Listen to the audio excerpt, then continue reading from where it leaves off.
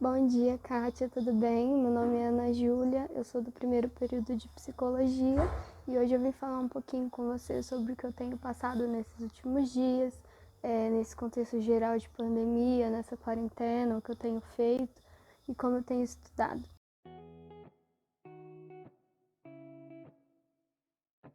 Eu sou natural de São João da Boa Vista, São Paulo.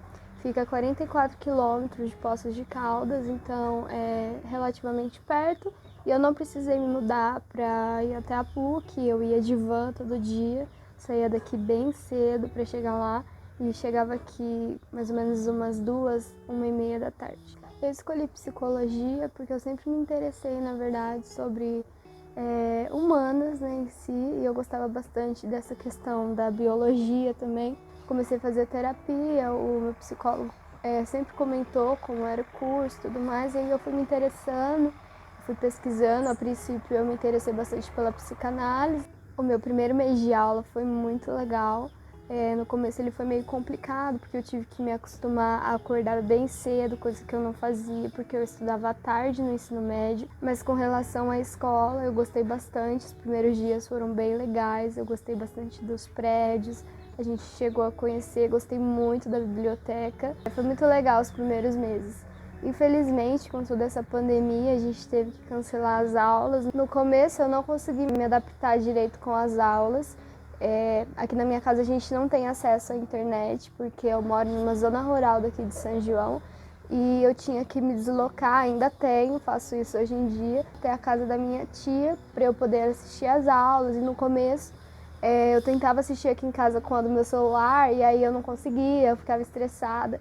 E teve algumas matérias que eram mais fáceis de eu acessar, porque tinha dias que minha mãe ia trabalhar. E eu moro com a minha avó, ela tem 84 anos, então para ela não precisar sair de casa, eu tinha que ficar aqui. Então eu acabava perdendo algumas aulas, isso no começo. Foi complicado me adaptar com os meios de comunicação, com o Canvas, com o SGA, era tudo muito complicado, porque no começo os professores ainda usavam aula rede, que era uma coisa meio nova pra gente. Mas depois de um mês e meio já estava tudo tranquilo, eu já consegui me adaptar.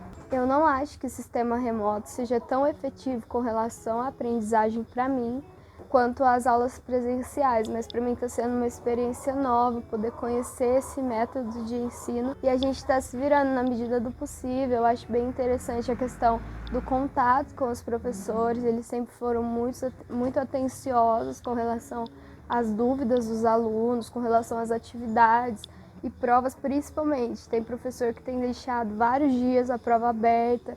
Eu tenho feito o possível para eu conseguir acompanhar as aulas mesmo não tendo acesso à internet. Até me arriscando um pouco por conta da minha avó, porque ela é do grupo de risco e mesmo assim eu tenho ido, quando eu chego em casa eu tenho tomado as precauções e não fico muito perto dela, porque na casa do meu tio eu tenho contato com outras pessoas. Tem sido uma experiência bem nova pra gente e eu espero que a gente traga algo bom disso. Com relação à minha rotina de estudos, ela alterou bastante, né? Porque enquanto era as aulas presenciais, eu tinha a tarde e a noite disponível para eu poder fazer minhas tarefas, para eu poder estudar e ler os textos. E agora, praticamente, nos horários que não tem aula, eu já fico aproveitando para eu poder conseguir fazer todas as tarefas, ter meu tempo livre, ter minhas tarefas de casa. E nessa quarentena, uma coisa que foi ótima para mim foi porque eu aprendi a fazer coisas novas, a tirar um tempo bom com a minha família. E outra coisa também foi que eu aprendi a dividir, né, as horas do meu dia com relação ao entretenimento, com relação aos hábitos de estudo em si. E esse aqui é o meu caderninho de anotações, ele já está quase cheio, mas eu anoto as disciplinas mais, digamos, difíceis, assim. As que abordam mais conceitos, as que são mais pontuais e tudo mais. Como eu já disse, no começo era mais complicado para eu acompanhar as aulas e eu não estava muito habituado com os horários, com os sistemas, então eu acabei perdendo um pouquinho da parte de psicologia da gestação. Mesmo tendo visto os documentários, mesmo tendo visto as séries, eu não consegui acompanhar muito bem enquanto estou acompanhando agora. Quando a gente começou a falar de desenvolvimento, uma coisa me chamou muita atenção. Foi o fato de que a vida psíquica, ela se inicia no momento que o ego, ele começa a se desenvolver. E essa palavrinha ego, ela circulou muito a nossa disciplina, em vários momentos, em diversos autores, esse conceito foi usado com relação à vida psíquica. E isso para mim foi super interessante, porque a princípio eu achei que seria um conceito mais básico, mas eu fui vendo que no decorrer da disciplina ele foi aparecendo novamente e isso me chamou muita atenção. Outra coisa que me chamou a atenção foi a questão do vínculo, a questão do apego, que diversos autores como Winnicott, Spitz e Bowlby trouxeram na nossa disciplina. A questão do vínculo com a mãe, de uma mãe suficientemente boa, e a questão da continuidade desses vínculos. Quando essa continuidade ela não é efetiva, acontece um breakdown, né? É um conceito que a gente utilizou também, que significa perda de si mesmo. Um bebê sozinho não existe, como diz, não lembro quem disse. Ou seja, é necessário que haja um vínculo efetivo e contínuo entre o cuidador ou a mãe, no caso da mãe suficientemente boa, que é outro conceito que a gente traz, que não precisa ser somente desenvolvido pelo papel de mãe mesmo, da mulher que gesta, mas alguém que cuide, pode ser o papel de pai, pode ser um papel de uma instituição, mas que seja suficientemente boa e que estabeleça vínculos contínuos com essa criança até ela se desenvolver. Outro caso que me chamou a atenção na disciplina foi o caso do René Spitz, que realizou um estudo com 2 grupos de bebês, uns em instituições e outros em penitenciárias femininas.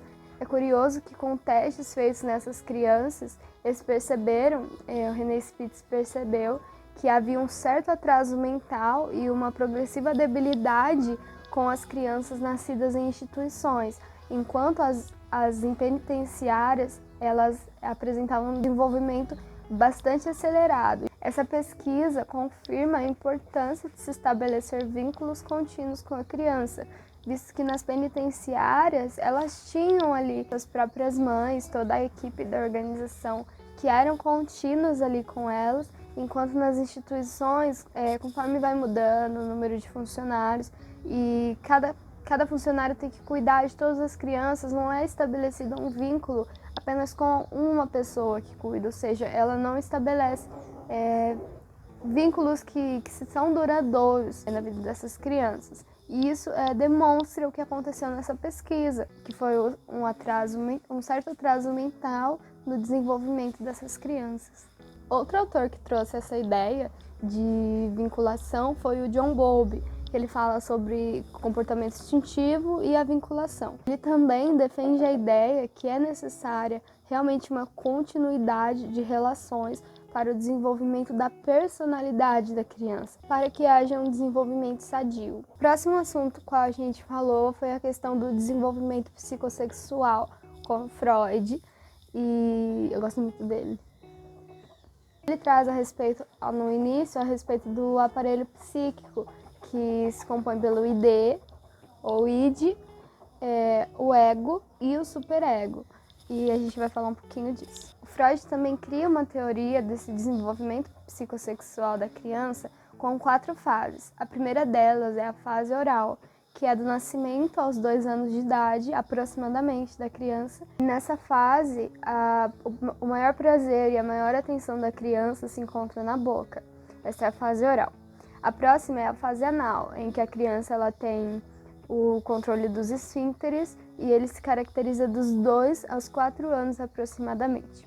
A próxima é a fase fálica, que ela vai dos 4 aos 6 anos de idade aproximadamente, em que a criança volta a sua atenção para a região genital. Interessante nessa fase que as crianças acreditam que todas as crianças, homens e mulheres, possuem os genitais iguais. E é nessa fase também que o Freud traz a questão do complexo de Édipo e o complexo de Electra. Esse complexo diz respeito que a criança ela cria um certo amor, uma certa paixão pelo progenitor do sexo oposto e um certo ódio e uma certa raiva ao progenitor do mesmo sexo. Ao início do período de latência, os papéis se invertem. A criança ela geralmente se aproxima mais do progenitor do mesmo sexo e ao fim dessa fase acontece o surgimento do superego. Próxima é o período de latência, que ocorre dos 5, 6 anos até a puberdade. Nesse período, a energia libidinal da criança, que antes era voltada a seus genitores,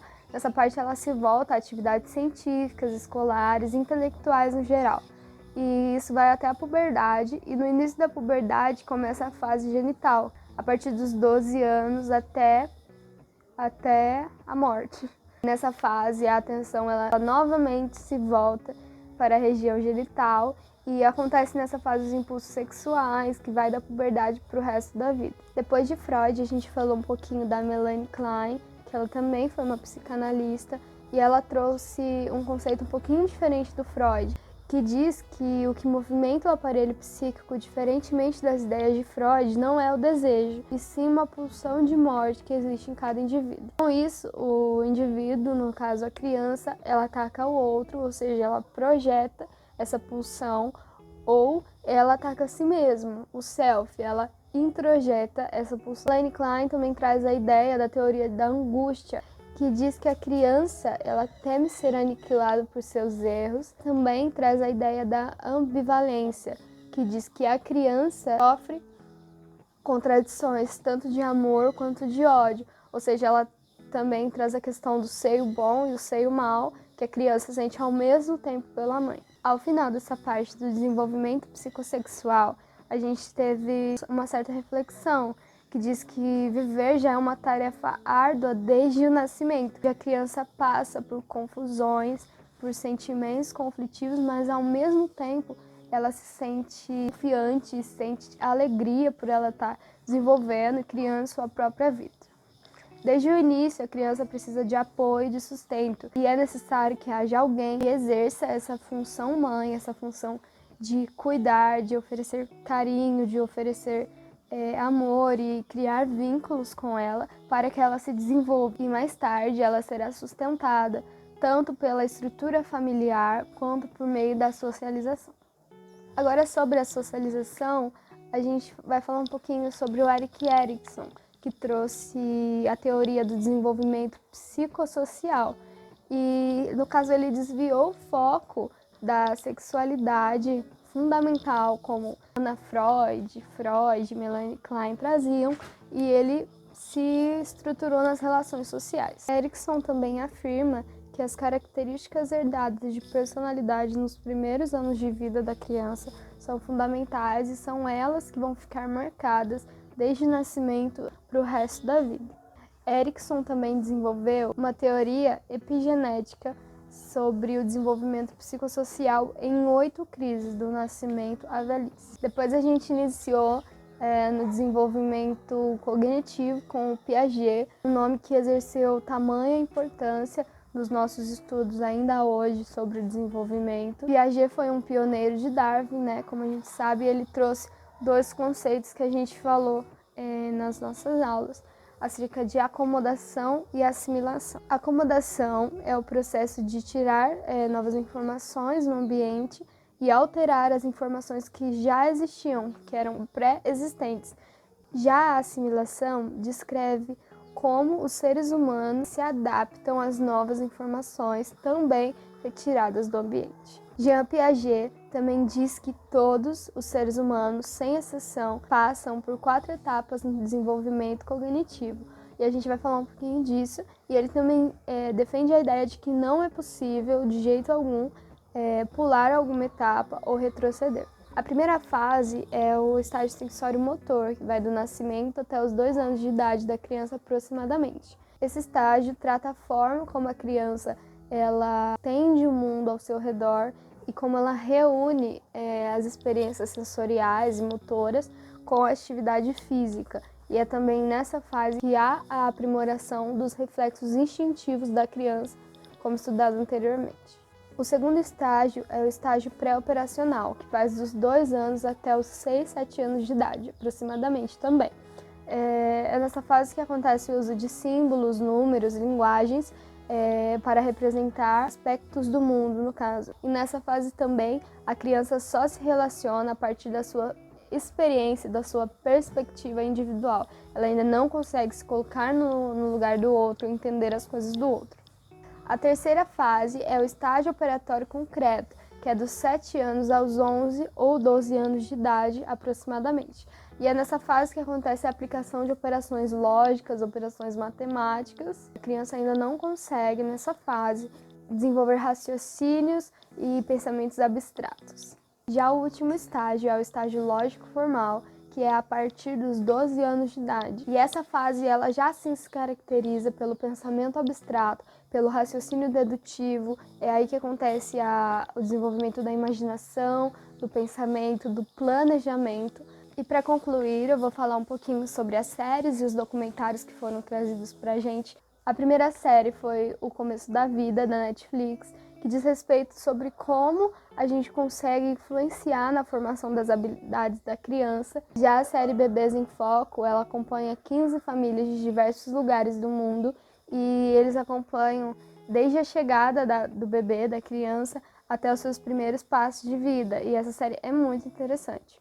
Outro documentário que eu acho que foi o que eu mais me interessei foi o Biologia dos Pais, onde eles fazem pesquisas acerca de como o corpo do homem ele muda a partir do momento que a esposa engravida e também de como é diferente a forma em que o pai fala, que o pai brinca com a criança com relação à mãe e como isso pode afetar a criança ao longo da vida. E esses são meus comentários a respeito da disciplina. E eu gostaria de mostrar algumas coisinhas que eu tenho feito nesses últimos dias e como eu tenho me sentido. E eu tenho aprendido coisas novas nesses últimos dias e eu queria compartilhar com você. Esse aqui foi o meu primeiro cestinho de crochê que eu aprendi com minha mãe. E ele ficou bem bonitinho, olha. Essa daqui foi a minha primeira cestinha. E agora eu tô fazendo um cacto. Ele ainda não tá pronto, mas ele tá bem bonitinho.